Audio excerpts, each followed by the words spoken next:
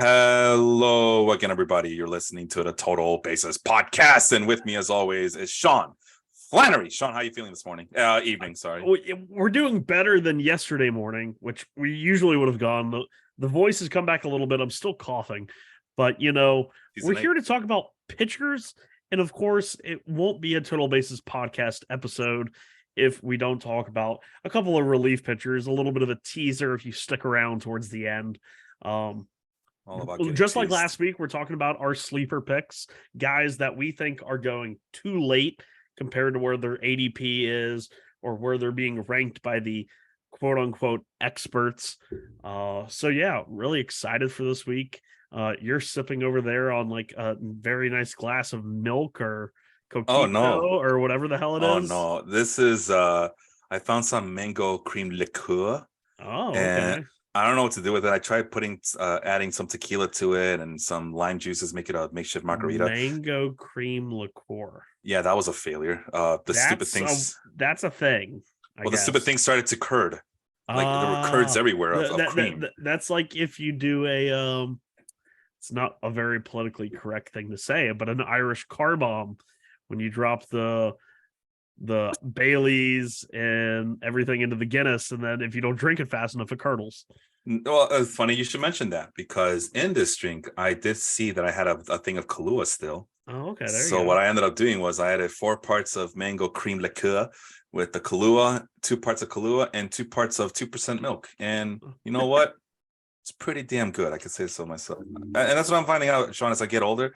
I'm not a hard liquor guy. I'm not a beer guy anymore. More of a wine guy. But most importantly, Sean, I'm a milk guy. I'm an alcohol milk guy. I am a giant milk guy as well.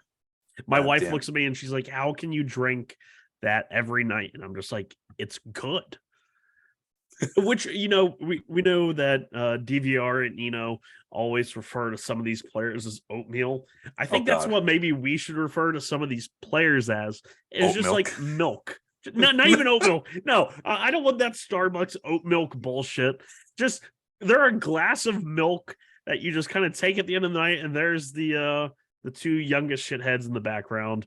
For those of us watching us on YouTube, yeah, they're assholes. Don't pay attention to them. Yeah, for those who are not listening or watching on YouTube or live here on a Monday night, those are 2 cats in the background over at Sean's house. Yes, I only got to pick one of them.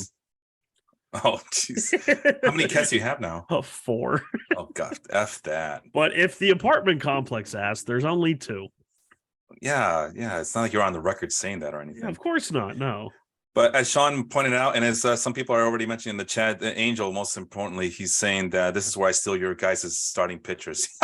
Oh, you see, this is where I start to get very hesitant about talking about guys like this, is because in the last few years in our home Fantrax league, I've lost out on guys like Omar Narvaez and Will Smith, all these guys that I talk effervescently about they're my guys, and I don't get them anymore. So for your guys' entertainment and for your betterment, I am going to offer up some guys that you can steal from me. It's funny you're having problems with that. I always get my man. I'm like the Mountie. I am the Mountie of this league. Well, that was the thing, was I felt pretty good about last year, and then Will Smith wasn't kept, and he went in like the second round to Jet, and I was like, what the hell? This isn't part of the plan. No, I'm still mad at you that you were bad mouthing Dylan Cease the entire offseason, and then you went ahead and got him in the first round, second round, around thereabouts. Hey, I got to keep my secret somehow. The whole old swerve. So yeah, just do the opposite of what Sean says, and that's probably what misdirection. Yeah, Jacob said it right. Jacob has it right, man. What a pizza over there. Oh, maybe that wasn't supposed to say pizza. No, I'm definitely a pizza. That's definitely what he was saying. All right. Well, Angel's getting antsy in his pantsy, so let's start the list. So what I ended up doing was I was selecting. I was looking at the expert consensus rankings over at fantasypros.com. Like last week, but here instead of what was it, outside the top 15 or top 40? Yeah, it is the top 40 starting pitchers outside of that. And my list starts at number 47 with Dustin May, but that is not my guy. I'm just letting you know that is a guy that's out there. That was a guy that I was looking at as well in terms of ADP, because we are doing this just like last week. And if you haven't watched that episode, go back and watch it, because we did ADP expert rankings outside of the top 15 for every position. That's right. And then of course we talked about ADP. Relief pitchers because we can't help ourselves. Oh, I love talking about relief pitchers. But yeah, Dustin May is a guy that he's not my guy. Not for this episode, but definitely that's where my list starts at number 47. So, but he is a guy. But he's a guy, and I don't know if you guys are good. If you guys are good, I might I might release the entire list at the end of the show. We'll see how it goes. By my first guy, ranked number 56 on the Fantasy Pros consensus rankings, Luis Garcia. You know why, Sean? You know what I always say about that? You cannot go wrong with a Houston Astros pitcher. I think this is a good spot for him. I think the Astros, last I checked, and I will check again, but last I checked, they're going back to a 5-man rotation. And what's more important than ability? It's availability, right? And if these guys are going to be available every 5 days and not have to babysit Justin Verlander or have to go through horrible Jake Odorizzi starts, I'm high on all these Astros pitchers, whether it be Framber Valdez, Christian Javier, Lance McCullers, Luis Garcia, even Jose Urquidy. I want them. I want as many as I can get on my team, and I'll live and die with those results. Go ahead. I like Luis Garcia, and I also like Jose Urquidy, as you like to say. And I know that a lot of people have soured on Urquidy, but the thing that worries me about Luis Garcia is, are we sure that Luis Garcia isn't just like Urquidy 2.0? Probably. And that's the thing, is like we all loved, like really, really loved Urquidy a couple years ago. And now Luis Garcia has like that first initial year, much like Urquidy did. And now we're all kind of like, whoa, like take a step back, man. But like you said, Urquidy, really good guy, really good pitcher, especially if he starts getting those every 5 days instead of every 6. Solid pitcher. I'm just worried about the upside. It's definitely a high floor pick, though. Actually, I think there's more upside than you want to give him credit for. He's only 26. He's actually one of the younger pitchers in that rotation, believe it or not. As I'm seeing it right in front of me, he's the second youngest behind Christian Javier. Also, he's younger than Hunter Brown. Well, Hunter Brown. Or do they not have Hunter Brown in the list in the rotation? Yeah, now that's bullshit. He's in the rotation. Well, then who do you take out? I mean, do you take out 6-man? Oh no, we're not doing that again. No. That's what all the cool kids are doing. That would explain. Yeah, but if there's no one that's they have to babysit all these guys. You've heard of peer pressure? Well, this is called pitcher pressure. Well, Garcia is projected to. He's not on my list. I think 15 guys I have here. I think he's not at the top of the list in terms of innings pitched, but he's in that second tier. He's supposed to get 156 innings, which puts him 156 is the new 185. So that's what I was trying to get at. So that puts him top 5 from my list. So I don't know. As long as the Astros can keep a 5-man rotation, and even if you want to include Hunter Brown, I mean, we saw how good they are. The rotation, I mean, they're always at the leader of the pack in terms of the team statistics on terms of pitching. I want them. I want as many Astros pitchers as I can get. So that's my strategy. I'm right with you. You can never go wrong with a Houston Astros pitcher. And that's a good segue, I think, into my number one guy, who is outside the top 150 in terms of ADP, in another team who you can't go wrong with any of their pitchers. And I'm going with Drew Rasmussen. Mm-hmm. And of course, everyone's going to tell you, oh, you got to get Shane McClanahan. Oh, you got to get Tyler Glass now. Don't get me wrong. I love both those guys. But they also have a very high price to go along with their very high upside. But there's also an equal amount of risk. I think Drew Rasmussen is the glue guy in that rotation. Last year, he made 28 starts, really turned it on in the second half. He's a favorite of Eno Sarris's Stuff Plus model. Started throwing that cutter more. Gets a good spin rate on both that and the fastball. Has just the multiple pitch offerings. The strikeout numbers weren't eye-popping, right, but if you remember a few of those starts down the stretch where he carried the no-hitter into the ninth inning, I believe that was a double-digit strikeout game. He had like a run of them all like within a 5 or 6 start span. And I really do think that's what we can see a lot of Drew Rasmussen in, especially in an era where he's very good at missing the barrel. Doesn't allow that many home runs, had a .80 home run per nine. Anytime a pitcher keeps the ball in the park, he's going to have a good chance to really overperform any sort of, expected ERA or FIP or anything like that, like he did last year. He had a 2.8 ERA, a 3.26 FIP, which is nothing to sneeze at.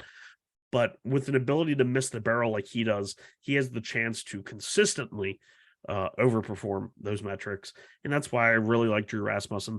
Once again, really good slider, really good cutter. I could see those strikeouts possibly coming up with a even more comfortability in terms of sequencing those pitches.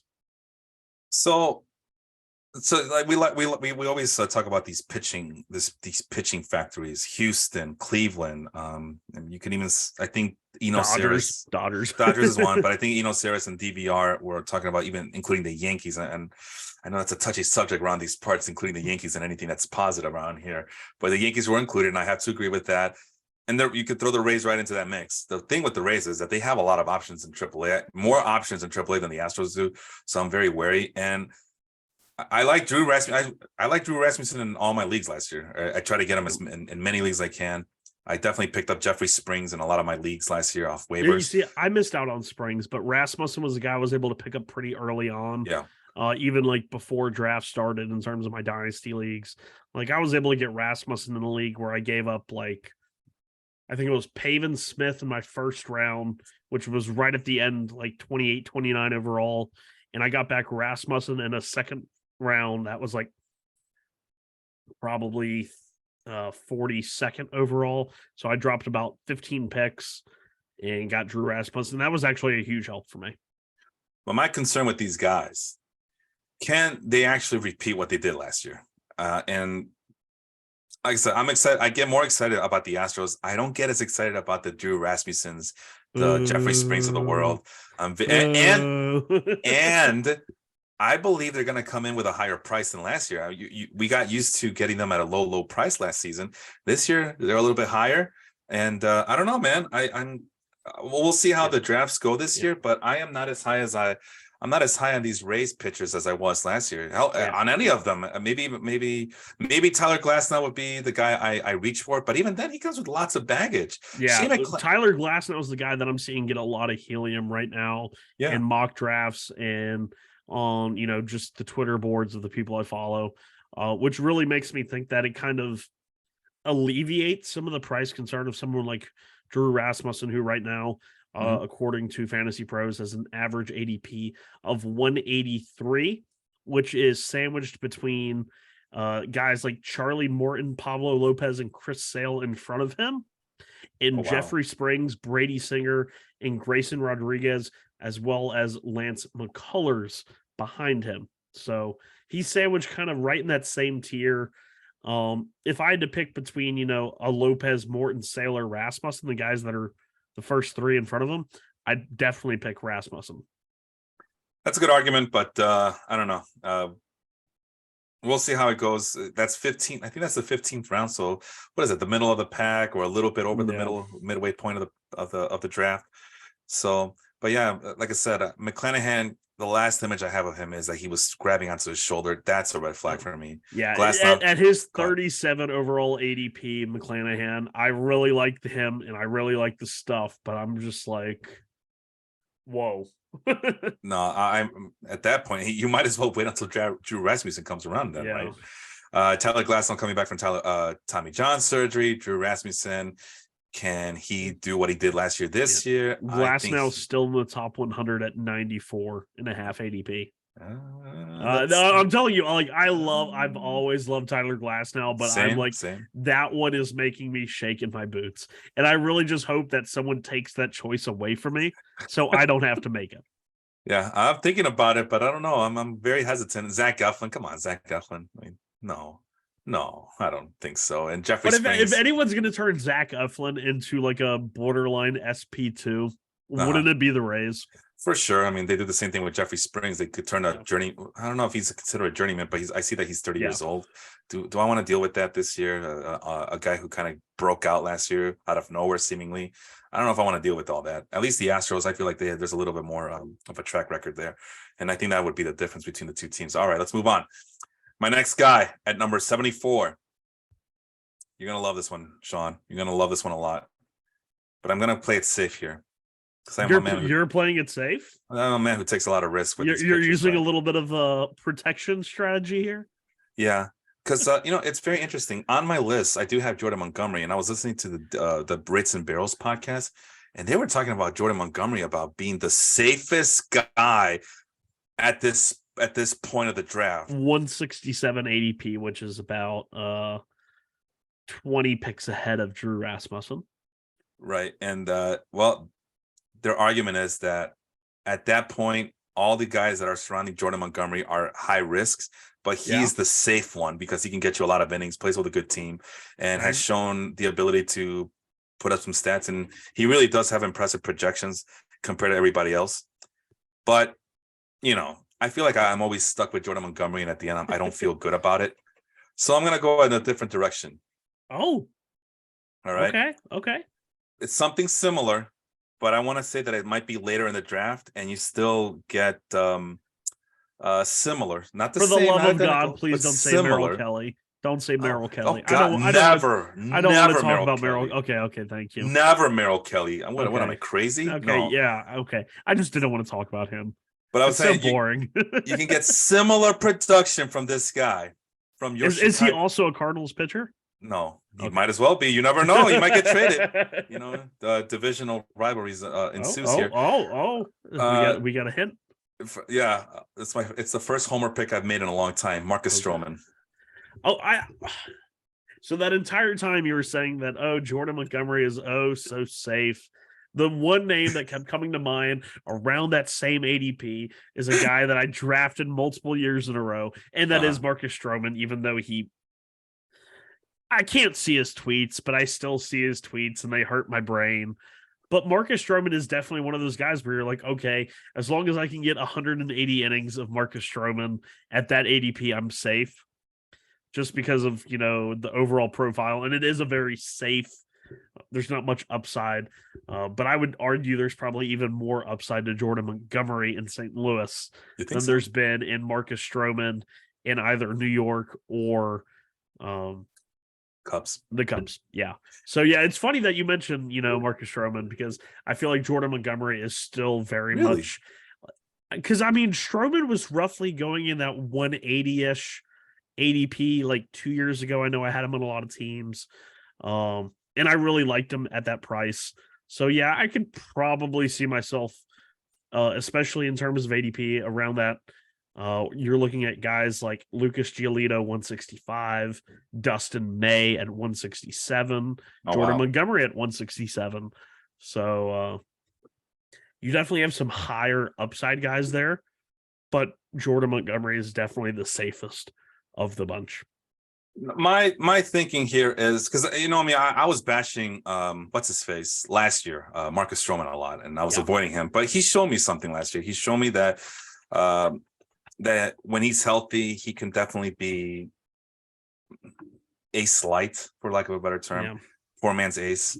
He's the maybe like the second or third best hand and on the poker card, but a respectable hand nonetheless, right? It's you're kind of waiting for him to get more help, and that's Marcus Stroman, right? That won't get you a lot of strikeouts, but he has impeccable control, and he's playing on a better team. Compared to last year, it's a much better team. Yeah. So I'll give him that. And Jordan Montgomery, like I said, I always get him, and I know that his production was a lot better in St. Louis than New York, and I get all that, but I don't know. I feel like it'd be cheaper to get Marcus Stroman, and that way I can take a risk on higher upside guys than Montgomery. You see, that's the thing is I don't think between Montgomery, who's at 167 right now, and Marcus Stroman, who is at 293, is there really that much of a difference? Maybe in terms of wins, if you're playing in a straight 5x5 where you really do need the wins, I could see Montgomery maybe taking an edge there. Mm-hmm. But is the price between Montgomery and Stroman really, 10 rounds in a 12-team league? I don't think so. If anything, I might be more comfortable with Stroman at his price. Now, granted, some of the names around Stroman are pretty interesting. The three in front of him, Garrett Whitlock, Trevor Bauer, Tyler Mahle, and behind him, Dre Jameson, the young right-hander from Arizona, Carlos Carrasco, and Michael Kopech. So that's one of those very interesting teardrops there. Where maybe I choose the upside in the area around Jordan Montgomery. Maybe I do pick, Dustin May, or maybe I do pick Chris Sale. I won't pick Chris Sale. And then I just pick Marcus Stroman 10 rounds later because I can. That's exactly what I mean. I mean, there's plenty of high upside guys you could take a risk on, because it's going to come down to either you take the safe pick in Jordan Montgomery, or you take a risk on some of these younger guys, some of these unproven guys, some of these guys with higher upside but injury risk. I think if the right name at the right price, at the right time, at the right place is there over Jordan Montgomery, I think I would take some of those other guys, like you mentioned, the Dustin Mays of the world. And then you're still going to get the safe pick later with guys like Drew Rasmussen and Marcus Stroman much later than that. And definitely once you get to that part of you just mentioned a bunch of names who are surrounded by Marcus Stroman. Stroman is still the safest selection of that group. And in terms of that group of six, where I said Whitlock, Bauer, Mahle, Stroman, Jameson, Carrasco, Kopech, Stroman's definitely in the top three. I'd probably pick Mahle over him. But then Stroman, it seems like the strong number two in that group of six. No, I think I would stick with Stroman over Mahle at that point, even over Carrasco. Which I'd pick Stroman over Carrasco. Yeah, I like Carlos. I've always liked Carlos Carrasco. He's just so damn unpredictable. Carrasco at this point is purely a streaming SP. If you go back and you look at his numbers last year, he had 15 wins. But if you look at his game by game game log, it is literally, okay, what's the record of the team he's facing? Oh, they're under 500. You're about to get a quality start. Oh, it's the Braves or the Phillies. Get him out of your freaking lineup right now. It was that predictable with Carlos Carrasco. And like I said, he's an easy guy to like, easy guy to root for. And in real life, he's a nice back of the rotation guy. But in terms of fantasy, he's one of those guys you really have to, if you're trying to be aggressive with your lineup changes and trying to win, he's a guy that you can't always start. And that's just kind of how it is now. And you mentioned Michael Kopech as the other name. No, I'm done. I never picked him to begin with. And it's funny because you mentioned that Eric Cross put out a tweet a couple days ago where he kind of said, I'm out on Michael Kopech, and then someone was like, do you mean for Dynasty or for 2023? And they mentioned that maybe they should just put him in the bullpen now. Yeah, that White Sox winner right there. Yeah, and I feel like everyone's so down on him right now that it's exactly the time to buy in. Buy low, people. What was the one thing? I know he wasn't completely healthy this year, but he made 27, 28 starts?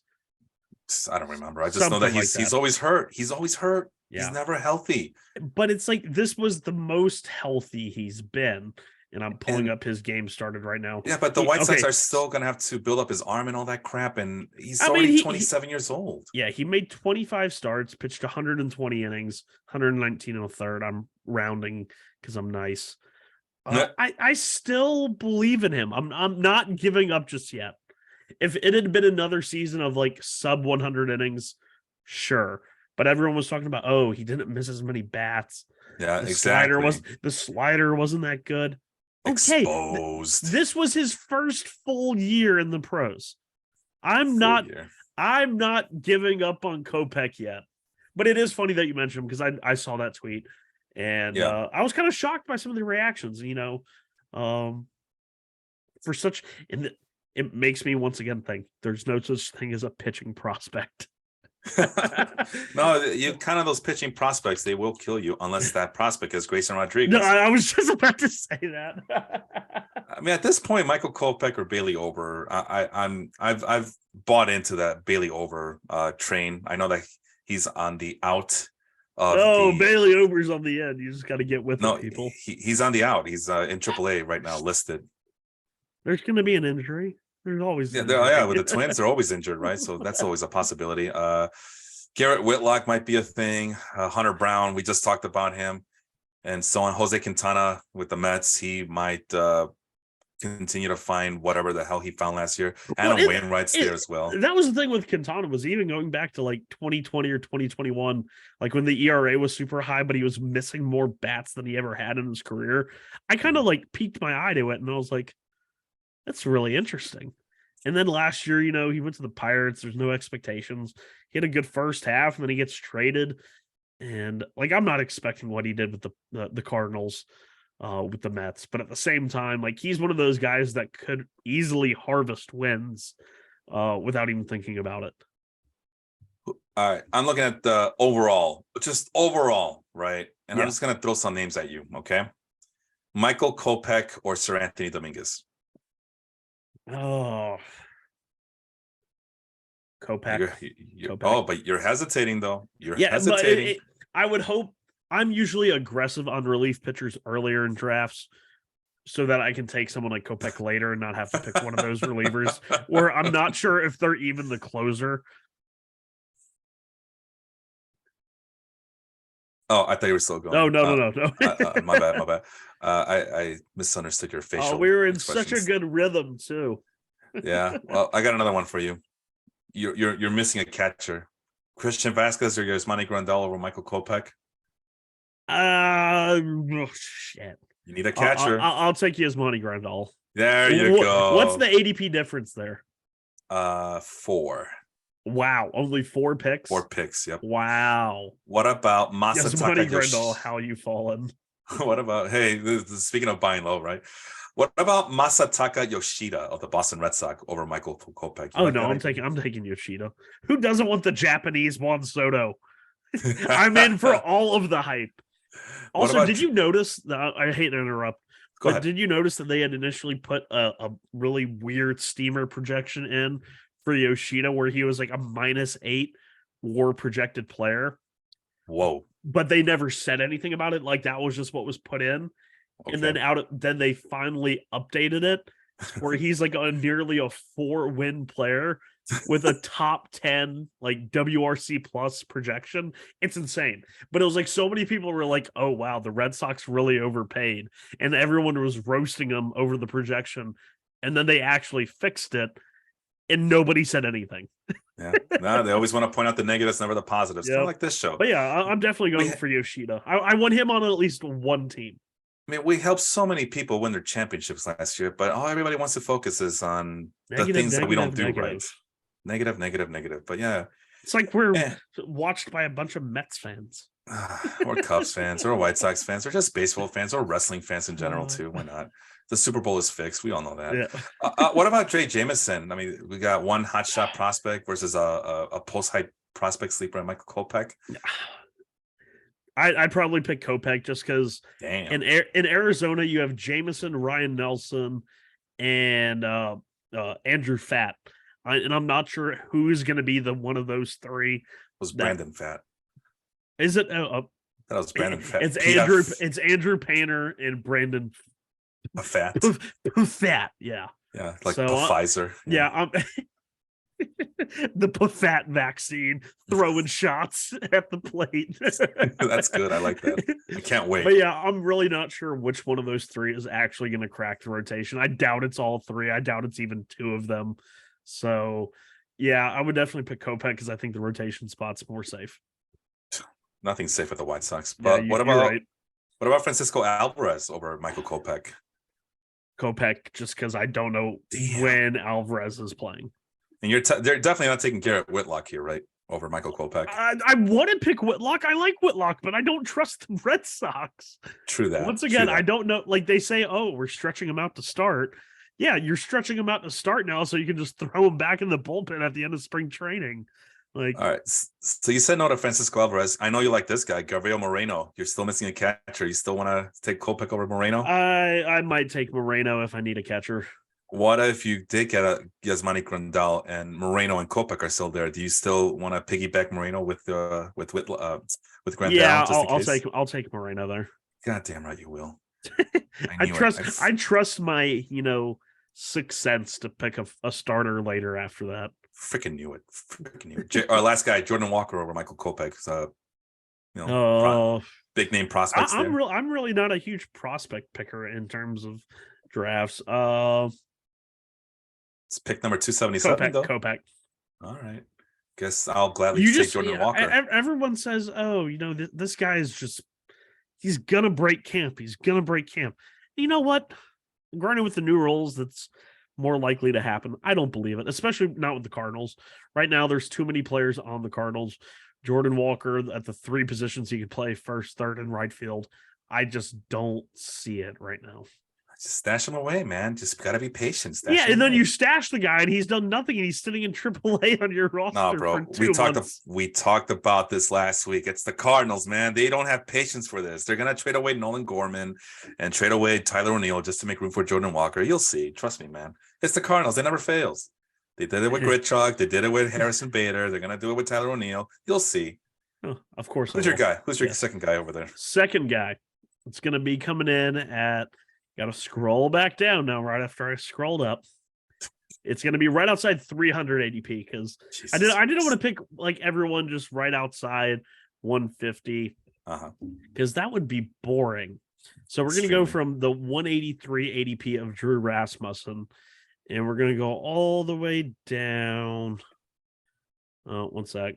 I think I lost him. I have it at 302. Yeah, 303.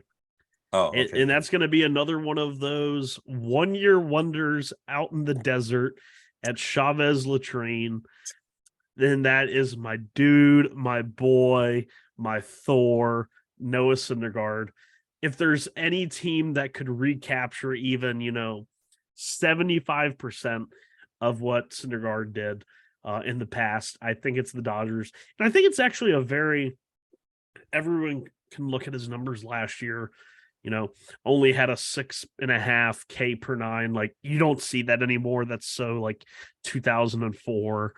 But he made 25 starts, pitched in almost 140 innings, coming off not having pitched at all for like 2.5 years. And the stuff wasn't terrible. It wasn't, averaging 97 on the fastball, but it was averaging 94.5. I think we could see that even tick up a little bit more. And like I said, if there's any club in baseball that can unlock a little bit out of a future or a past star, it's the Dodgers. Look what they did with Tyler Anderson. Look what they did with Andrew Heaney. I mean, That's just right. Countless guys over and over again. And they do this. It's Noah Syndergaard. He's going to pitch in a winning lineup. Could harvest some easy wins. I mean, he won 10 wins last year as a part-time Angel in Philly. I think at that price, it's just like a no-brainer. Just because of, the upside, the stuff, the team, and the results of that team. So yeah, Noah Syndergaard is 100% my kind of go-to guy right there. And even though the stuff wasn't as good, even when he threw really hard, he was never a huge whiff guy. And that really didn't change last year. It was always more of the soft contact, lower the hard hit rate. He just really didn't throw the slider last year. You could tell he was kind of trying to work it in towards the end, but it wasn't the same pitch. So it'll be interesting to see kind of what they try and do with Syndergaard in terms of the Dodgers. But a quick shout out to Corey Richmond. I missed it. He wished us a good evening, gentlemen. Earlier on the show. Sorry about that.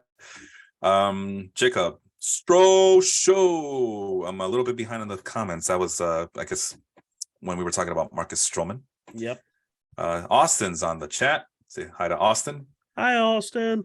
And I think Jacob mentioned that he was calling. I guess when we were talking about Michael Kopech, he was calling him Noah Syndergaard 2.0. That actually kind of makes some sense. Yeah, right. Syndergaard without the success. As we transition into Noah Syndergaard, how's that for serendipity? It's like they knew what we were going to talk about. Oh, I swear to God, I didn't give him any of the. I didn't either. I didn't give him the script, man. This is not the NFL. I don't give out. I didn't give out any scripts. All right. You're telling me you did see the tweets about like all of the players talking about like when they read the script for like their most worst moment. Did you see the one for Dan Orlovsky? No, what was it? You know, when he ran out of the back of the end zone for the safety as a Detroit Lion, and it was like him. It had the video of him running out of the end zone, and he said, "Man, I wish I double read the script for this." And I said, "Oh, I know what it looked like. Quarterback exit stage rear. Wait, exit stage rear." Well, I guess it'd be right. His right, I guess. Austin says that Yoshida has higher upside. I think. Well, I think, or I don't know. I don't know. just you know what, man? Just with conviction. Is he convention? What's the Red Sox or not Red Sox? The Reds.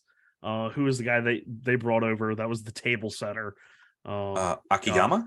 Yeah, Shogo Akiyama. Is he Shogo Akiyama or is he Seiya Suzuki? Seiya Suzuki or Kasuke Fuck You Do Me? Say what now? It's a kid-friendly show, right? Well, that's his name.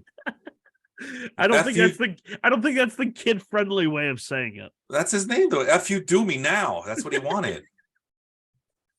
He did have a really good name. Yeah, this is around the time where back in my day, Sean, we didn't care about political correctness. There was no Twitter telling us how to behave and stuff. So Fukudome. Unfortunately, they were selling Holy Cow t-shirts outside the friendly confines of Wrigley Field. And well, it's like when they had that one rough landing in San Francisco, and the one news agency out there ran the entire news story live on air, that they had gotten the names of the flight crew, and it was holy crap, we too low, Al Bing Dao. And I mean, she's reading this on the air that it had been confirmed by the NTSB. And I was like, oh my dad is a pilot and just thought it was like the funniest thing ever. And he always brings it up, but it was we too low. Like, oh my God, perfect. I was gonna say something here. Right. The t-shirts, not our proudest moment out of Wrigleyville. I was not the proudest. I just want to mention that I mean, it's not a high standard out there. I've been there. Well, I just want to point out that it's not, I don't co-sign that. So before I get canceled myself, I was joking about the Twitter thing, guys. Don't cancel them. Listen, if Sean can't get canceled on Twitter, I think there's hope for me to not get canceled on Twitter, but that's all I'm going to say. And I'd be wowing out there sometimes. Oh, yeah, you're very wild. It's funny. My wife will every now and then, what was the one of where the guy he had before this most recent season, he said Ozzie Albies will be a better hitter than Jeff McNeil, and he said he'll be at least 15 points in WRC ahead of him. Blah blah blah blah blah. Big Yankees guy, Big Yankees Twitter has like 20,000 followers, and retweeted it, just last week or something. And I was like, because he said that Jeff McNeil's extension was such a steal. He was like, oh, this is a great contract for the Mets.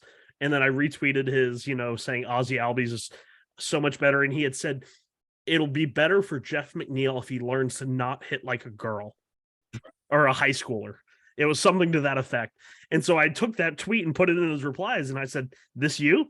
And to his, he actually said, I got it wrong, which you never hear on social media these days. So I respect the hell out of him for it. But my wife texted me like 5 minutes later and she said, Sean, why are you trying to start shit on Twitter? That's what he does. This is what I live for. I live for this shit. Really quick, Austin says that he would rather go with Kopech over Garrett Whitlock because Kopech plays in a weaker division. That's right. And it's a more secure rotation spot, which is probably the number one reason why I would like Kopech. Counterpoint, it's never secure if you're at the White Sox. Nothing's secure with that team. That is true. Excuse me. Either way, White Sox, Red Sox, it's a sock. It's going to be a sock that's, it could be anything. It could be really, really good or just going to be a sock of a sucky year. Although I never, Austin saying, to piggyback off his Yoshida has high upside comment, he says, although I never trust players who come over from Japan or Korea. I'm assuming hitters because the pitchers have done pretty well, and Shohei Ohtani has proven to be the truth. So I don't know, Sean. You tell me. It is very hard to get excited for them, right? But when I see someone like Adam Jones, who I think was a bit of an overrated major league player himself, when I hear like the major league players over there talk about him, it makes me feel a little bit better because, like, when we talk about guys like Shogo Fukuyama and Seiya Suzuki, we didn't hear.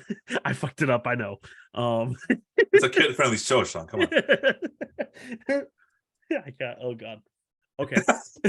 So when I hear about like those guys come over, you don't hear much about the American players that are over there say anything about them.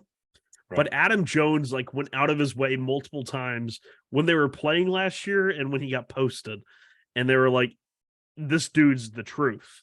Mm-hmm. So I kind of give a little bit more credence to it, and we'll see how he does in the WBC. I think that's going to be a huge kind of. I'm sorry, the WBC, the tournament that nobody gives two shits about, as we found out in the last couple of days. Don't get me started. Don't get me. No, there's not a single ticket available for Mexico versus USA in Phoenix, Arizona.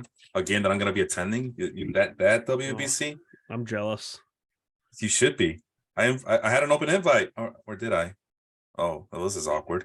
Anyway, let's retrace our steps here. So far, I have Luis Garcia and Marcus Stroman. Sean has Drew Rasmussen and Noah Syndergaard. See, you went with the Swedish or Scandinavian names. Okay. Thor and baby Thor. Well, Sean, my last starting pitcher. You know how I like my pitchers, man. They got to play for the Astros. They got to play for the Rays sometimes. Oh, okay. I thought you were about to pick another Astro. But prefer some Yankee players, although as you know about my we can't pick Yankees. No, this is you're not allowed. I mean, the Yankee price is a real thing. The Yankee price tag is a real thing. There's a Yankee bias. Yes, it is. In fantasy baseball, the most popular team in America. Lots of Yankee fans are out there, and they do mess up your drafts because they got to get every Yankee known to man. That's just the facts of the matter. And then what's the other teams we like? Oh, and then of course the Mariners. Who can forget the Mariners? But in all of this, we cannot forget about the magical team, the one that proved it, that showed how to do it right in the early 2010s. Oh, the San Francisco Giants. Oh, all right. And my guy, Sean. Oh no, I'm getting similar, not identical. I'm thinking of really low ranking guys that are with the Giants, and I don't think of any good names. Oh, there's one that you're missing, brother. Now listen. Oh God.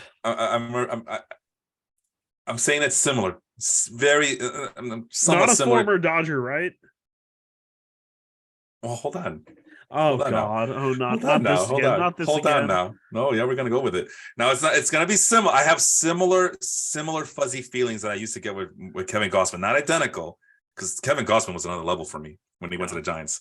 I knew that he was gonna be awesome, and I told you guys. And I tried. Here's my guy. Take him. Nobody wanted him, so I guess I'll take Kevin Gausman for myself and dominate my league like I always do, unless the playoffs come and everybody falters. So I'm getting similar vibes. Oh, I hate that. I swear I was going to use that word, but here it is. My pitcher, my third and final pitcher. Oh, God. You got it. Former Dodger, former Blue Jay. I mean, Kevin Gausman was taken away from the Giants, so they brought one back right to them. Ross Stripling. I will never give up on. I will never give up. We thought I was talking about Alex Wood. I thought you were talking about Alex Wood. Well, that's another guy I can't give up on, right? I will never give up on Ross Stripling. He just needs an opportunity, Sean. He just needs an opportunity. Every time I see him, I look at what he's doing when he gets an opportunity to do spot starts. And why isn't he starting every 5 games? Why not? Okay, the 3 starters in front of him in ADP, in terming from highest to lowest, Dre Jameson, Carrasco, Kopech, Stripling, the 3 behind him, Syndergaard, Walker, Wainwright. Is he the one of those 6 you pick? Yes, he's one of the 6 I pick. Okay. You'd pick him over Syndergaard? I feel like those 2 are very close. That's a tough one. I mean, I've always liked Syndergaard, but I don't know how much stuff he has left. Yeah, I'm not crazy about Taijuan Walker in Philly, but I do like Walker over. Like, I feel like Stripling and Taijuan Walker are very similar. The only difference is the drastic difference in parks, and that's what it's all about. You got to take advantage. You got to pounce on that fact that he now plays with the Giants, and I'm telling you that park does wonders. I mean, it's not the last couple of years after Gossman left. It's been kind of mixed results, and that's just I gotta account for the injuries, I guess. With to Sclafani, to Alex Wood, who always gets hurt. It seems like. Who's the other guy? Alex Cobb sucks, but Logan Webb. I mean, he's turned into a top 30 pitcher, top 25 maybe. I'm not saying Ross Stripling can be that guy, but Stripling, and every time I see him in limited action, all he does is perform, and he ended up being one of the better pitchers for the Blue Jays last year when given the opportunity. And great control, comes from the Dodgers system. FIP at 311 last year. xERA was 357. I mean, these are numbers that and he's going to pitch in San Francisco, which means that all that stuff is going to rise, but who cares? Because the real ERA, the real whip, and is all going to drop anyway, because it's a gargantuan ballpark, and this is a guy who could take advantage of that. And I don't know, man, it's a lot. I just give it to me. I want it to be the guy who gets Ross Stripling and is able to take advantage of his surroundings and is able to capitalize on that. I can buy him. Yeah, I'm not saying go reach for him. No, I mean he's going at pitcher number 90. What is that on the ADP? Where that 298. He's sandwiched between Kopech and Syndergaard. That's the 25th round. I mean, guys, I'm not saying he's gonna be the next superstar player. I understand that he's 33 years old, but guess what? What do we always preach on this show, Sean?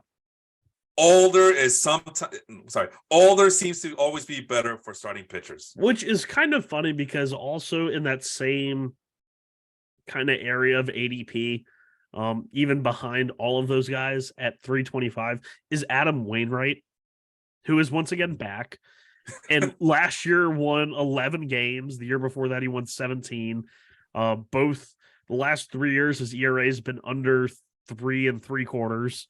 I mean, it's not a sexy pick by any imagination, but like it's one of those inning eaters. Hell yeah. I'm not sure if I pick Stripling or I pick a hitter there and just get Wainwright on the turn back around. Well, you want to do that to me then? You want me to see who I would pick? Yeah. Okay, go ahead. Well, shit. I have I'm going blind here. By the way, Sean, I just want to point out that number 94 on the list was Adam Wainwright, and he's on my list. If you are someone who's going to say, you know what, screw all this pitching, it's too risky, and the banning of the shift and more steals, it's going to be more of an offensive game. And if you want to just focus on hitters in those first few rounds or primarily in those early rounds and wait longer for pitchers, to get a guy like I usually the latter stages of the draft, right? That's usually for upside guys, right? At least that's the thought. You can get a guy like Ross Stripling and Adam Wainwright back to back at the end of the round, at the end of your draft, and provide some safety, a huge safety net at the bottom of your rotation. Who doesn't want that? Who wouldn't want to buy in on that? So the hitters that are within 10 picks of Ross Stripling, either way, you have Joey Gallo or Ross Stripling. Ross Stripling. Okay. Luis Rengifo or Ross Stripling. I am so sorry. I forgot. I just talked about the shit being over, and I laughed at Joey Gallo. With the Twins, right? He's with the Twins, right? He's with the Twins. I've always liked Joey Gallo, and if the ship's gonna be disappearing, I might be interested in. And I was supposed to say I could drop it a little bit further in terms of just 10 before him, and two very interesting names pop up in terms of hitters. When you say 10 before him, are you talking about me reaching for Ross Stripling ahead of all these other guys? Yeah. Oh, because the hitters on okay. So Gallo is only 5 picks ahead. Okay. But there's a couple that are like 8 or 9. Miguel Vargas and Esteri Ruiz, and those guys are about 8 picks ahead of Ross Stripling. I think, thinking about it, I think I will still go with Stripling, because by that I have to assume that I have my hitters ready to go and that I waited this long to wait for starting pitchers. And in terms of the 10 behind them, you have guys, Will Myers in Cincinnati. That could be a very. I'd probably pick Will Myers just because it's Cincinnati, and flawed hitters like Will Myers always do something stupid in Cincinnati.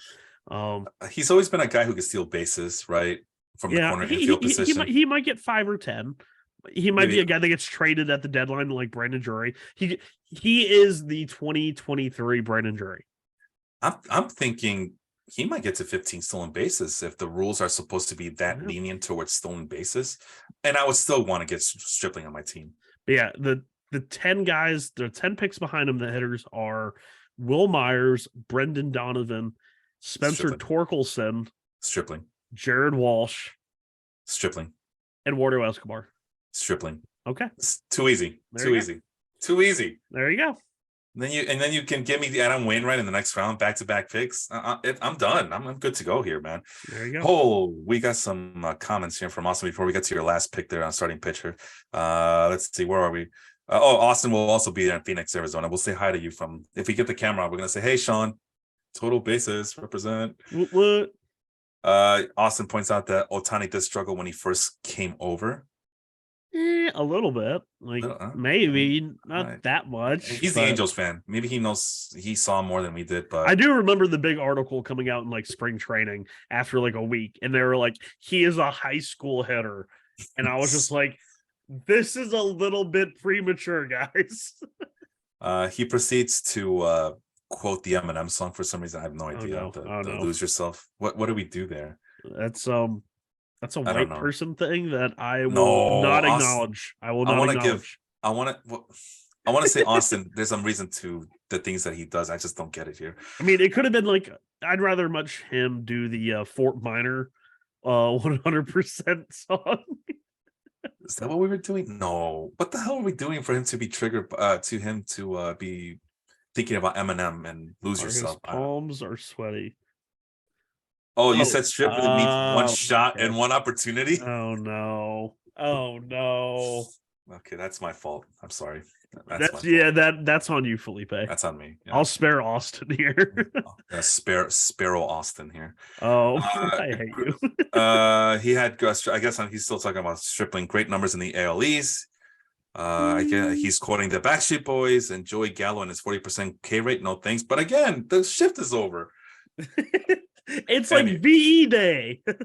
VD Day, got it. No, not VD Day. No. Isn't that what you said? I said VE Day, Victory in Europe Day. Oh, VD Day. That's Valentine's Day. Because we still have to. Okay, I won't say. I won't go that far. It's Valentine's Day for someone. I can tell you that much. Okay, who's your last guy? Hurry up. Okay, so I went out of order here, and I'm just now realizing it. So I went all the way to like 300 with Syndergaard. But we're going to go back into like the 240 range. Okay. Where there's like 3 really interesting guys. And this one's easily my favorite, even though I do like the guy going right before him. And that is Edward Cabrera. Yes. The Marlins. Everyone is talking about Sandy Alcantara. Everyone's talking about a Trevor Rogers comeback. Everyone's talking about Yuri Perez breakout this year. Nobody's talking about Edward Cabrera being Sandy Alcantara 2.0. I think he's legit. He had one of the best starts in baseball, in my opinion, last year in the 2022 season when he went to Colorado. And I believe those 8 shutout innings, he might have given up 1 run. But he is so much like Alcantara. It's not even funny. He's that big guy with the hard sinker who has had iffy control problems, but has the plus changeup, plus slider. Last year, in terms of all major league hitters, against his fastball, slider, curveball, and changeup, they all batted 182 or lower against them. There was a 42.5% whiff rate against his slider. I think he could start throwing that probably a little bit more over his curveball. The changeup is great for a guy who, throws a 96, 97, 98 mile an hour fastball and sinker. He throws that changeup at 92.5, gets a good amount of horizontal movement on it. I think he's really, everyone's talking about Yuri Perez, and Yuri Perez is going to be a really good pitcher, I think. And Edward Cabrera was a guy that if they had traded him this year would have been the biggest mistake the Marlins could make. And I think he is the next big thing in National League pitching. And at the ADP of 244.5, he is sandwiched between Hunter Brown, who I like a lot. I really do. And Jose Barrios, who we know Sean is a staunch non-Barrios supporter. I would protest any sort of thing he was appointed to just because he's not good. And some other guys, Cabrera is being drafted ahead of, Ranger Suarez, Bailey Ober. Some guys he's being drafted right behind, Frankie Montas, Andrew Haney, Tyler Anderson. Wow. All of these guys the Dodgers just fixed like they're about to do to Noah Syndergaard. In Reed Detmers, I am taking Edward Cabrera over all of those guys. That's good. I listen, just like I said, you can't go wrong with some of the Astros. With a better team, I would say the same thing about the Marlins. With a better hitting situation, with a better bullpen. Do we want to believe in Dylan Fioro? Sorry. What the hell's his name? Dylan Floro. I can't read anymore. Dylan Floro. I need new glasses. Dylan Floro as a closer, Tanner Scott, and his high walk rate. We're about to have Tanner Scott 2.0. Isn't that going to be fun? We finally got Tanner Scott closing, and we're all like, stop it. This is painful. And we're about to have it happen again. No, it's a 3-man committee over there. That's what we want, right? We want our best young starting pitchers. All of them are Johnny Cueto's on the team, never mind. But the core is less than 27 years old. The 4 guys are less than 27 years old. And they brought in Matt Barnes. Obviously going to get saves. Like I said, 3-man committee for the closer, and you still got the big guy waiting. I know I don't think you're optimistic of him getting called up, but I think he's going to start in AAA this year. Yeah. Perez will get called up this year. I just don't know when. Trade away Trevor Rogers or Johnny Cueto gets hurt, although Johnny Cueto might pitch. He might be the Satchel Paige. He might make 32 starts just to fuck with everybody's plans. It's like, Johnny Cueto's a throwback. He doesn't care about your innings pitches, innings limits, and your pitch counts. He's going to be over there doing the damn salsa on top of the mound at 58 years old. No way, man. The pitch counts. No, Johnny Rockets, the count pitches to him. Or okay. I'm obviously the coffee's wearing out and my drink is getting the better of me. But anyway, I like the Marlins rotation. I just wish they had a better team. Otherwise, I would be giving the old Felipe seal of approval to, hey, you can't go wrong with a Marlins pitcher, just like you can't go wrong with an Astros pitcher, this and that and the other. Because talent for talent, Sean, this might be a better rotation than the Astros on paper. And that's the thing is everyone talks about the National League East and last year about how much the parity was between, the top 3 and the bottom 2.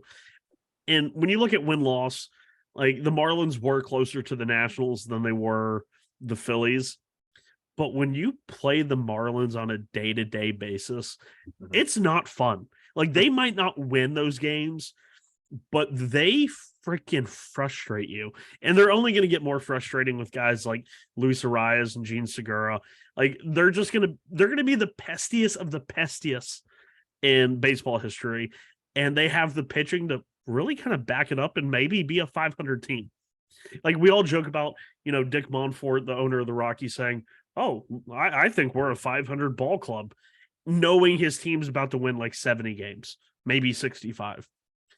But the Marlins, they didn't do as much as everybody thought they probably would do. But they traded Pablo Lopez, which they can afford to do because they have such good pitching. And they're just kind of going for this very contact-heavy Luis Arias, Gene Segura.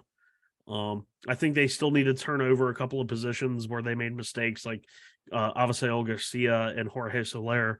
But if they start building around contact and this really good starting pitching, I could see them being very reminiscent of the Royals. But instead of an elite bullpen, they have an elite rotation. And I hate facing the Marlins. Like, even when the Mets have a good record against them, I don't like facing them. John Birdie goes out there and steals 17 bases in 15 games. It's the most annoying thing in the world. I'm gonna go ahead and do it. I'm gonna disclose. I think the class has been very good today. I'm gonna go ahead and disclose the other pitchers on this list, and we can move on to relief pitchers. We don't have to talk about anybody in depth. So, little treat for the class out there for tuning in tonight. So 1, 2, 3, 4, 5, 6, 7, 8, 9, 10. Wow, 12, you can count so well. 15. I just want to make sure I had 15. You're such a good counter. At number 47 was Dustin May coming back from Tommy John surgery. At Yep. number 49, Jesus Luzardo, who I believe also had Tommy John surgery a while back ago, a couple years ago, maybe. A while ago, but yeah, I like him for the Marlins rotation. Yeah, so I can't give up on him either. Jordan Montgomery, number 48, for obvious reasons, oatmeal. Number 52, Tony Gonsolin. By the way, a lot of these guys I have listed here, I was listening to the Rates and Barrels podcast do their catching up on their pitching week, their pitchers week, and I was Tony Gonsolin is still going too low. Well, I was heartbroken. Oh no, that a lot of the guys on my list, Eno, Saris, and DVR were not very high on. I'm like, oh no, it's too late. I can't change it. But how can what I see be so wrong, but feel so right? So that's why Tony Gonsolin is a guy I'm high on. Obviously, Luis Garcia, and of course, no Felipe starting pitching list is complete without mentioning number 58 on the ECR, Grayson Rodriguez. No, I still believe, and he didn't get bashed by red flag after red flag after red. There were so many red flags. I was ready to give up. Don't get your hopes up. You're just. I was ready to give up the white flag. That's how many red flags I saw. Like, okay, stop. He's already dead. You're just gonna get hurt. No, or I'm gonna be on the inside track with the eventual come up of Grayson Rodriguez, and everybody's gonna want a piece of him. Okay. He is the most important pitcher on your roster. Or is he Forrest Whitley? I'm sorry, the Grayson Rodriguez got Tommy John surgery and various other arm injuries. Oh, that's what I thought. Does Forrest Whitley have a great wall in left field and Camden Yards now? That is true. That is true. Damn right it is. Maybe that's the whole reason they did it. Oh, look at that. I did have Edward Cabrera, him with a high strikeout rate and 1.3 projected WAR. So Edward Cabrera was on my list at number 67. Marcus Stroman, who we talked about, number 74. And of course, if I'm talking about Luis Garcia, I definitely have to mention number 78, Jose Urquidy. Because why? You cannot go wrong with any Astros starting pitcher. I will hammer that fact until you people get it through your heads. And it's so funny because so many people are just so out on Urquidy. And before the Mets made a lot of like the rotation moves they made in terms of depth this year, like Jose Quintana, Kodai Senga, like I thought Jose Urquidy made sense for the Mets. And everyone's like, oh, he's not that good. And I'm talking about, this is a number 5 starter here. Like, I don't need Cy Young candidate. I need a guy that goes out there, give me 5 innings, don't get blown out, and keep us in the game. That's all I need. And I feel like Jose Urquidy is just really good.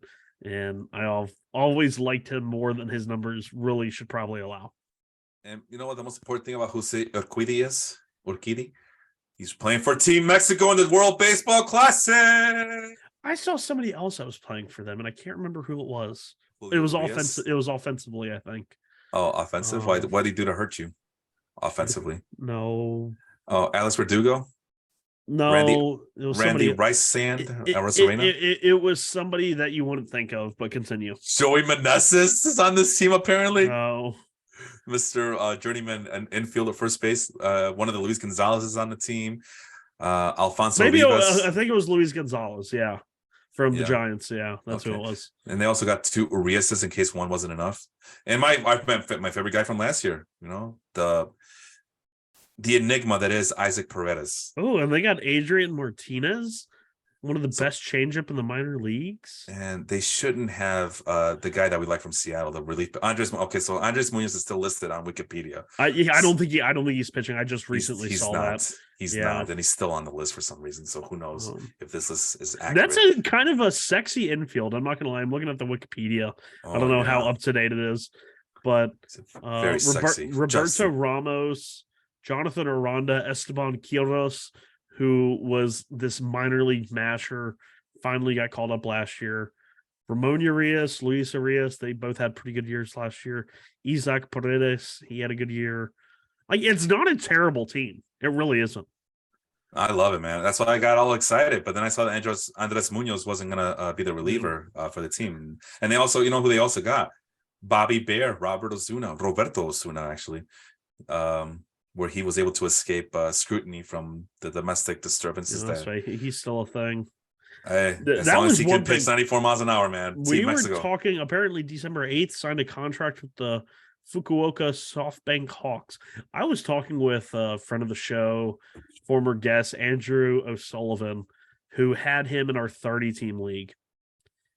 And it is very interesting, without delving too deep into the political nature of baseball and whatnot, but how some players just get blacklisted. Yeah. Because, like, I mean, and I know with Ozuna, there was like the injuries on top of it. Yeah. But I mean, Ozuna was still at that point only like 26 years old. And then there was the DV stuff, and then the celebration in the clubhouse from the assistant GM, and then the injuries. And next thing you know, he's out of baseball. And you have other players who literally throw their significant others down a stairwell, and it's like, oh, okay, we'll welcome you back. I thought that was very, because Andrew kind of got stuck holding the bag with him. And he was like, okay, he'll be back. Like, he hasn't done anything crazier than any of the other relief pitchers who have done this. But I always thought Roberto Ozuna, just because of his age, would be given the chance to come back. And nothing. Well, I just thought that was very interesting. Well, tomorrow's his birthday, so he'll be 29. So happy birthday, Roberto Ozuna. And still under 30.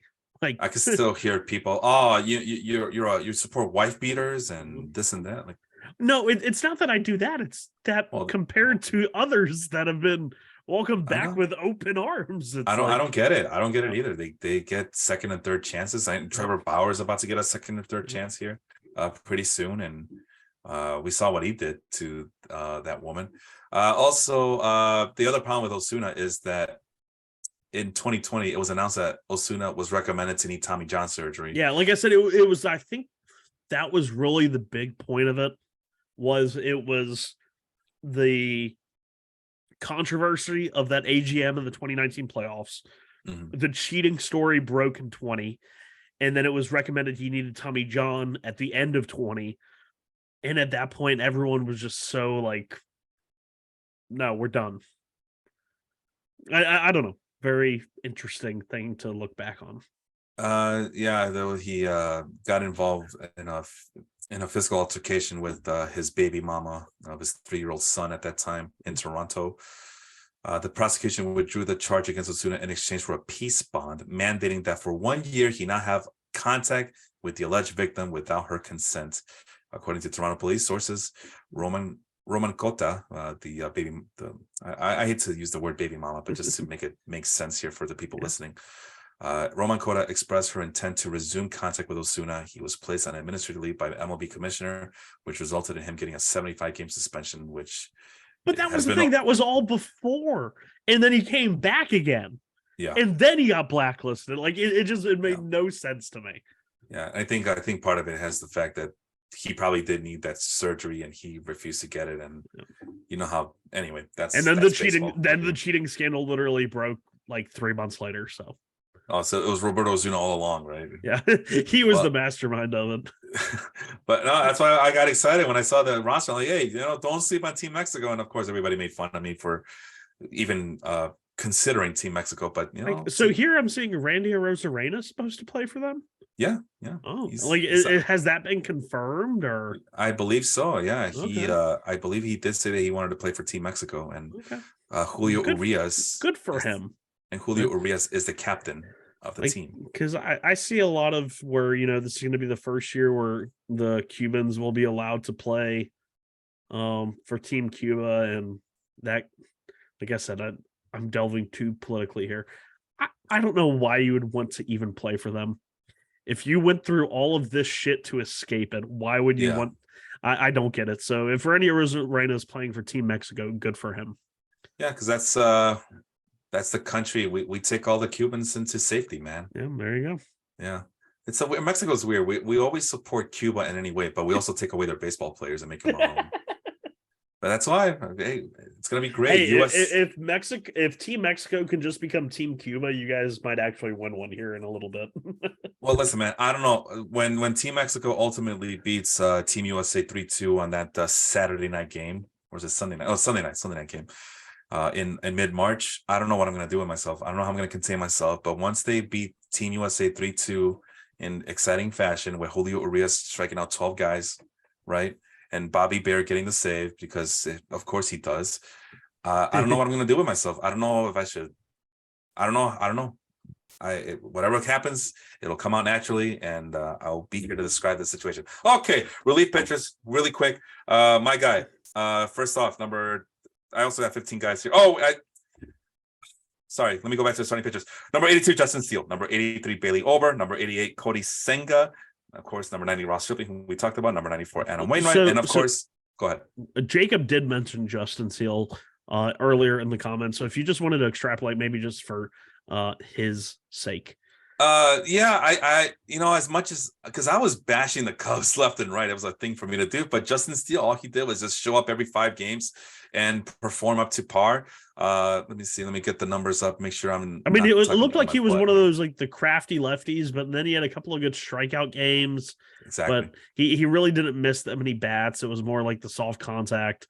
So you expect some little bit of, he had a 3.18 ERA, 3.59 expected ERA. That's really good. Just seemed like one of those guys who the sum is more than the parts. It's respectable projections as well. I mean, an 8.8 strikeout per 9 this late in the draft. What ranking does he have? Number 82. Number 82 on the ECR. And based on what he did last year, the walks are going down, and it's supposed to keep going down for this season too, according to these projections, assuming that these projections turn out to be correct. There's a lot to like here, and the Cubs are getting better. He's right in the middle of that rotation. He showed that he can handle his own. He did not come out of the bullpen last year like he did in 2021. Or how did he do in the minors? Minors, I guess he was mostly a starter. Never mind. But yeah, all signs are pointing to a guy that's should be a solid rotation piece for the Cubs this upcoming year. He's going to be 28 in late and mid-July, so he's still young and still fresh. And I'm excited. I'm excited to see what he can do in a full season here. Yeah, the only thing that worries me is that the profile really looks like a relief pitcher. Yeah. Just because it's really 4-seam slider. The slider's great. The 4-seam is not. And you wonder if maybe they could put him in the bullpen if he could gain a few ticks on that fastball and really become like an elite 2-pitch guy compared to what he's just doing now. I don't think the Cubs want to do that. Yeah. Because the slider is so good. I mean, like, hitters just did not hit it well. 33% whiff rate. They batted 136 against it, but then his fastball averages 92. So, I mean, if you're averaging 92 on your fastball, you're living 90 to 93 and a half. Mm-hmm. And that's hard to do these days, especially if you're a 2-pitch pitcher. It's really hard to do. Because then you got to rely on Adrian Sampson again, or try to Mark Leiter Jr.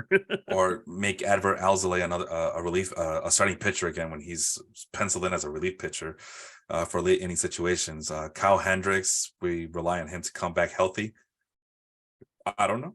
I don't want to know. I'm okay with Justin Steele.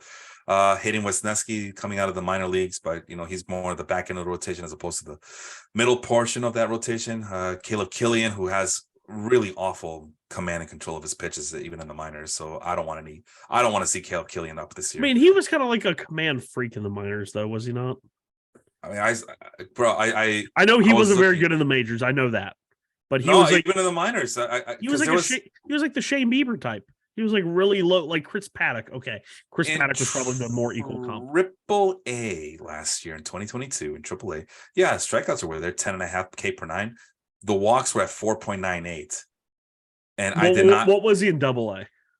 Double A, 2.30, but it came with a strikeout per 9. Oh wait, that's for the Cubs only. But yeah, you're right. It was a control. Yeah, I was gonna say, it kind of reminded me of like a Chris Paddock type. When he came with the Cubs, it resulted in a 4.61 FIP, so that's a red flag for me. I didn't add him to my minor league prospects on my cheat sheet because of all the issues I see here with Caleb Killian. I don't want to see him up this year. I'm pretty sure we're going to see him anyway, but he's going to give up 6 walks per game or something. Or hire Assad. I mean, yeah, I'll take Justin Steele over those guys at this point. And then the last guy, number 99, Mackenzie Gore, which may be a mistake here, but I don't care. This is either a put up or shut up time for Mackenzie Gore. Either he's going to be the starting pitcher that we all expected to see him be, or he's not. All right. Well, it's late, Sean. You want to speed through the relief pitchers, or you want give me your two, and then I'll give you my two, and All then we right. can maybe do a quick hits. No, let's do back and forth. The first guy, number 30 on the list, is Evan Phillips. Who do you have? Evan Phillips. Do you have a backup? Peter Fairbanks. Okay. Those were number 1 and number 3.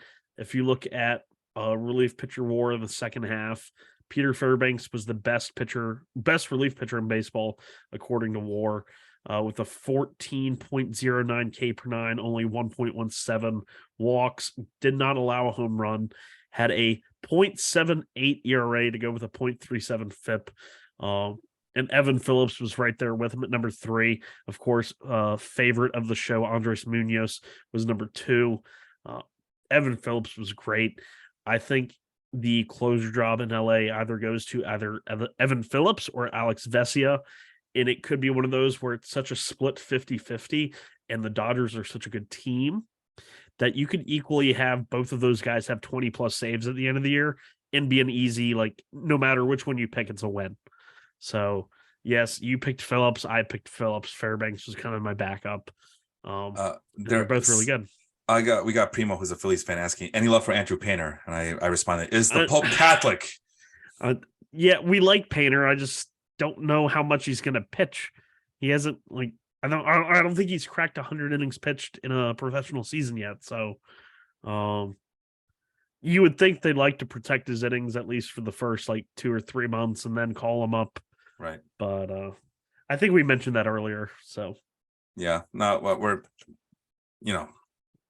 keeper league, stash him away. Dynasty league, you definitely if you don't have him now, you probably don't have him anyway. He's taken. In redraft leagues, just be ready to have a bench spot open for him. Obviously, I mean, this is just fantasy baseball 101. You guys don't need me to tell you that, but so the things I've seen from Andrew Painter, the statistics in the minors, the prospect rates, I get excited just like I get excited. I don't get as excited for Grace, for a Grayson Rodriguez. I get really super freaky excited about Grayson Rodriguez, but Andrew Painter, he's easily the most excited I've ever seen you about a pitcher prospect. Who, me? Grayson Rodriguez? And this is 3.5 years of doing this podcast, and I've never seen you like this. And it's so funny to me because I just know how much you hate the Orioles, and yet you're so oddly optimistic. Listen, man, that's what I'll call it. This is with me and the Orioles. We go way back. This has been a long time coming. We go way back. Remember, I mean, Primo can appreciate that. We've been in the same league for years, right?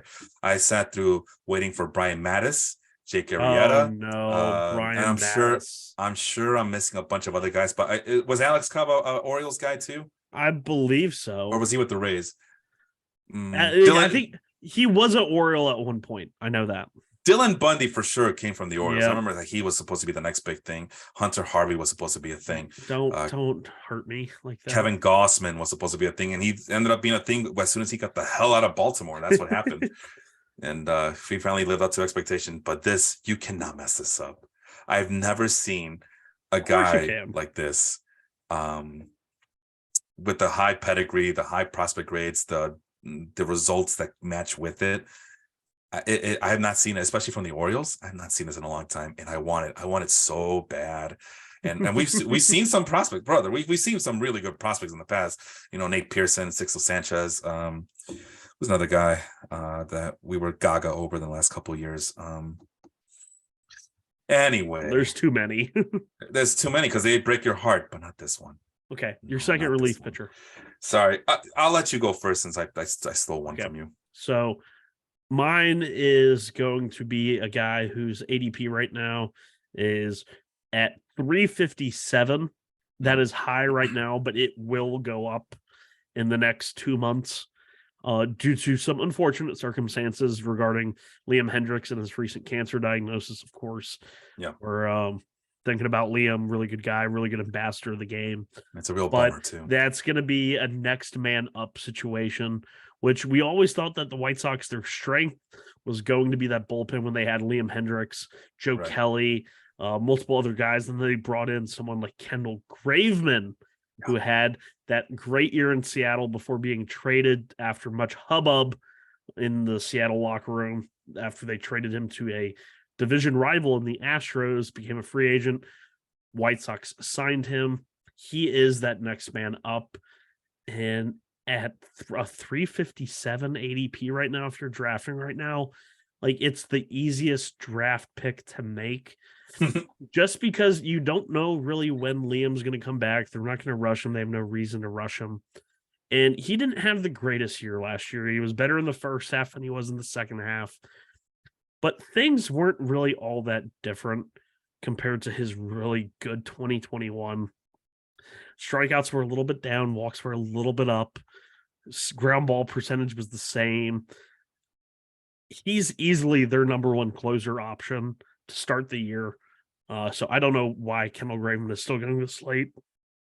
I guess it's just leagues really haven't adjusted yet. So I think that's what's going on. Draft Kendall Graveman. Don't let you go get him. Like I would jump probably. Oh shit. He's at 357. I'd probably put him up in the Giovanni Gallegos range, which is around 280. If not a little bit higher. You have Pete Fairbanks going 223. I think that's very aggressive on Pete Fairbanks because everyone's like, oh, he got the extension. He's going to be Tampa Bay's closer. I'm not that stupid. No, he's not. Yeah, there's really nobody. So yeah, I think Kendall Graveman at 357 really belongs more in like the 220 to 275 range. So definitely get him. It's really his job to lose for sure. My second guy, really quick, and my backup was Jason Adam, by the way. But okay, yeah, really good reliever. We just don't know what he's going to be. I mean, he's a Tampa Bay reliever, so you make room for that guy. You make room for him for sure. But they gave Peter Fairbanks the extension, and Tampa Bay. So they gave Yandy Diaz an extension. You know that guy's going to be in a platoon situation this year. You know he is. No, he is. Yandy Diaz is playing every day. He always plays every day. I believe it when I see it. He has a platoon just against lefties. They gotta give it best to Isaac Paredes. They platoon two right-handed hitters. That's the only team that can do that. Paredes, my ass. Is he there? No. Up yours? No. No, AJ Minter is ranked number 49. Good one. Big strikeout. I've always liked the guy. He's just a big, dependable. Big. I don't know if he's big or not, but he's a old, reliable, dependable relief pitcher. He's built for tough. found on road dead. But yeah, he's projected to have a big strikeout number, low ERA, really high WAR for a relief pitcher of his caliber. Pitching maybe 6 saves according to, I believe I was using ATC projections. Yeah, he's going to be stuck behind Raisel Iglesias. That's the only thing there. Hey, if you're in a Holds league, on my list, he leads all of my of the top 15 pitchers I have on my list in holds with 22. That equals about 28 saves plus holds right there, and a 1.12 WHIP out of those are just projections. Gladly take it. He's one of those guys who the last 3 years, I want to say, in 2 of those 3 years or 3 of the last 4 years, he's been top 10 in holds consistently. Brian Snitker, trust him. He is one of those lefty relievers that is kind of up and down year to year, but kind of still does get those holds and saves. But definitely a good pitcher. Just don't expect too many saves from him because after Kenley Jansen left the nest, that was the whole point of trading for Raisel Iglesias last year. All right, and with that being said, as you can see, Sean, there's a couple of questions, but let me go through lightning round speed of the rest of the relief pitchers. I got Sir Anthony Dominguez. He should be closing, but he probably won't be. Giovanni Gallegos, who I think you mentioned earlier, and I think Austin's asking about John Schreiber. Wait, who does John Schreiber play with? Is that the Red Sox or Red Sox? Never mind. But Giovanni Gallegos, I like him a lot. I think he's also playing for Team Mexico. I think. I had it pulled up, but I don't have it pulled up anymore. Fine. I'm probably wrong about that. He is a Mexican nationality. I know that. Yeah, all the more reason to like the guy. Evan Phillips was number 30th according to ECR. Number 31 was Taylor Rogers because of the holds factor, and maybe he'll get some saves in San Francisco. And the best part of that story, Sean, he's going to team up with his twin brother, Tyler Rogers. Oh God. No, you don't like that story? Did you see how he called in on his intro press conference? No, it was a great story. When after he signed the deal, his brother called in as in the press pool because it was a Zoom conference, and he asked him what it was like to be the second most good-looking brother. or like some like how is it to be the second best pitcher in your family? Some stupid question like that, and his brother just immediately started laughing. Number 39, Chris Martin of the band what's his Milk, Coldplay. milk, Coldplay. milk, Coldplay. milk. It was all yellow. Number 40, Jason Adam. Number 44, AJ Puke. Speaking of vomiting after bad jokes, AJ Puke. I want to believe in him. Former highly regarded prospect for the Oakland A's. Number 49 was AJ Minter. Number 51 was Robert Suarez. You know what I like more than Houston Astros starting pitchers, Sean? San Diego Padres relief pitchers. Can't get enough of them. I want them all. I was gonna say I'm gonna need Robert Suarez on a few teams. I just where was he going in this ADP? I didn't really see him. No, these guys are going super late. I mean, this is like for the freaks out there who. But like, how is Robert Suarez going that late when he's supposed to be their closer? Supposed to be. It's supposed to be. They don't trust San Diego. There's just too much talent in San Diego. I think that's part of it. Plus, like you said, leagues haven't adjusted yet, so maybe that's what the problem is. I'm looking at Fantasy Pros, and I don't see a San Diego closer for the first 25. And they think that Josh Hader is going to be the closer too. Oh, okay, that's what it is. Where's Hader? Fourth. Okay, let's face it. Josh Hader might get traded, and you get Robert Suarez late in the draft. That's why it is. Okay. That's the money, man. Number 54, Brian Abreu. I mean, come on, you guys saw what he did in the playoffs. I mean, he made a name for himself. Yep. Number 56, Nick Martinez. Again, I'm a sucker for those Padres pitchers. Same thing with Luis Garcia. I got two Luis Garcias on this list. Oh, the other Luis Garcia. I love me some Padres relief pitchers. I don't know what the hell's wrong with me. You really should have picked second baseman Luis Garcia last week, then. I should have, but I missed out. Reynaldo Lopez at number 69. Nice. He's still a thing. Number 93, Adrian Morejon. I cannot give up on Adrian Morejon. I have a stillness on me. Okay, the thing I'm thinking with Morejon. Yeah. Him and Seth Lugo are going to be piggybacks all year. Uh-huh. And that would be like, if I were a team having to plan against that, I would hate it just because they're so similar but so different and from both sides. Absolutely. So I still remember, and he's only 20. I guess he'll be 24 this year. Yeah, he's young. I want to believe in him. I believed in him at the beginning, and I want to believe him. I want to believe in him now. Last number 99, Jonathan Hernandez. Coming back from Tommy John surgery, right? That's the guy for the Texas Rangers with the 100-mile-per-hour fastball. And Jose Leclerc, they're both the same. They're kind of. They both were coming off injury. You don't have a preference for one or the other, Jose Leclerc? I really don't know which one they're going to go for. I mean, who do you would want to see? Leclerc was the initial guy, and then Hernandez took over, and then Hernandez got hurt. So if they go back to the initial way, it's Leclerc's job to lose. Yeah. But, it could be Hernandez, so we'll see. But who do you want to see as a closer in Texas? One or the other? Oh, isn't there one of the Barlows that's really good there? Joe Barlow. All right, we're moving on. Well, I know there's the Barlow in Kansas City is really good. And Scott Barlow. Yeah, but then there's the Barlow that in Texas was kind of good too. I think Joe Barlow. No, I don't like him. Okay. The answer is Jonathan Hernandez, by the way. I mean, come on, 100-mile-per-hour fastball. Leclerc had a 100-mile-an-hour fastball. Not like this guy though. Anyway, last guy, Trevor Stephen I think he's of the Guardians. Trevor Stephan, love him. Number 109. Yeah, I love Trevor Stephan. Quick questions. Upside. One of the best Rule 5 picks in the last few years. Trevor Stephan. Yes. Yeah. He helped me a lot last year. And he was one of those guys where I felt like Cleveland was on the cusp of trying to either just IL him for the rest of the year or send him back. In his first year, he was like 4.5 ERA. They let him pitch in nothing but garbage time. And then this year he comes and he just strafed everyone. Primo has a question for us, and it's breaking my heart because I love these guys. George Kirby or Grayson Rodriguez in terms of upside. Who do you like this year? Kirby. Yeah, right. What about long term? Always take the sure thing. What about long term? Like Kirby. 2 or 3 years from now, still Kirby. Still Kirby. That's the thing about Kirby is that he sucks, but then he adopts the powers of the character he sucked up. Nintendo jokes. I want to see. Speaking of Nintendo jokes, did you see? I think it was from SNL where they turned The Last of Us into. Mario, good. Mario Kart. It was great. I loved it, man. I loved it. I think Nintendo still owns the Mariners, right? Nintendo. I don't know. I want to see that. If they don't fiscally, they do psychologically. I want to see that so bad. I want to see Kirby related products being sold because of George Kirby over there. Something, make it happen. I will spend as much as $50. Endorsement deals. I want to spend $50 on George Kirby plush dolls or something. Hey, I mean, I spent like $40 on an Edwin Diaz bobblehead that actually plays Narcos. So yeah, that's a thing.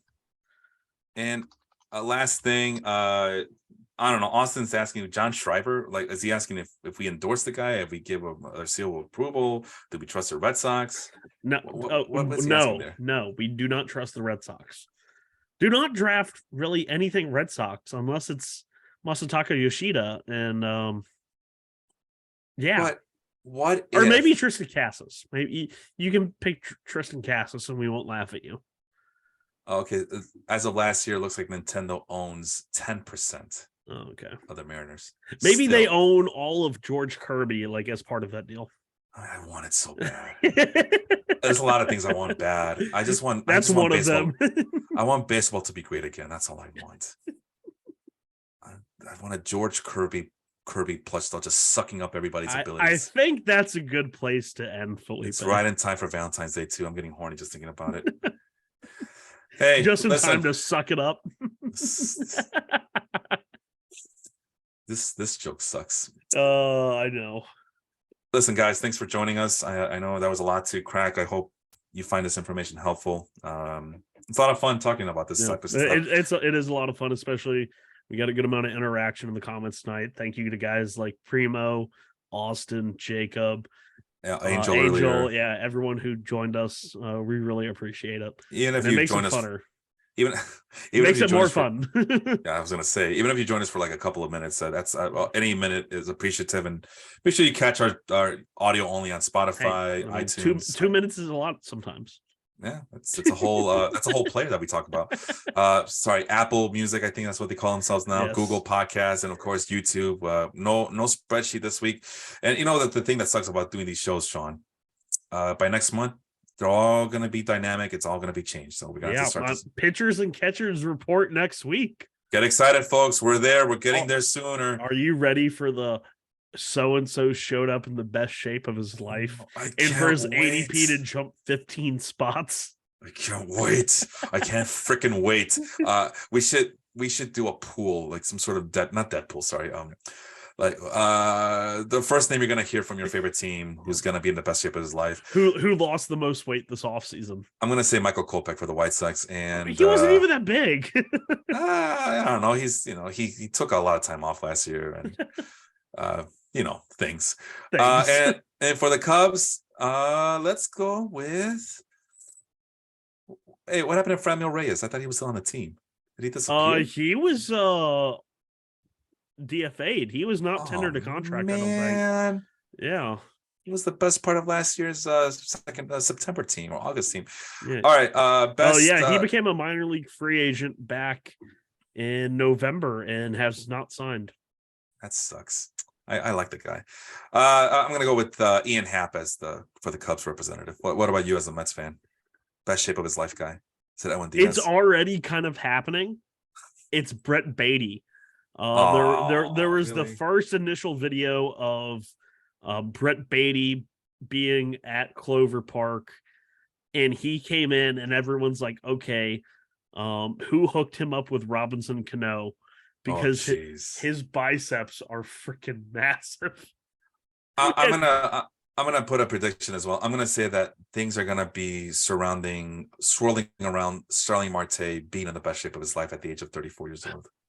You see, they're not even sure if he's going to be full go because he had off-season core surgery, and that's why he's not being allowed to play in the WBC. I'm going to change it to Jeff McNeil then. He's going to be in the best shape of his life. Yeah, I mean, he just signed a $50 million contract. Of course he's in the best shape of his life. Wait, that's right. Never mind. No. Oh, never mind. Nope. They get fat. They rest on the laurels. They got the $50 million. So that's a bad. And he's about to get a new car from Francisco Lindor. Lindor said in spring training last year if McNeil won the batting title, he would buy him a new car. I would be careful with the tax implications there. All right, best shape of his life. Final answer right here from the Mets. Final answer, Daniel Vogelbach. Yeah, I am Felipe. He does look trimmed down. He does look like he's lost a bit of weight, but I think that's like he's not that fat. It's just baseball uniforms are not flattering. He's just pleasantly plumb. Yes. No, Daniel Vogelbach, he's in the best shape of his life. He's an I'm oblong bringing now. Vogel back. Yeah. He's an These oblong now. motherfuckers don't know how to act. Yeah. Best shape of his life. He's a rhombus. We love Daniel Vogelbach. We love you guys. He's an ellipse. Yeah, former Cub farmhand. Anyway, that's Sean over there. I am Felipe. Thank you guys so much for tuning in, listening. We'll see you all next week. Have a good one, everybody. Yeah. Thank you guys. Adios.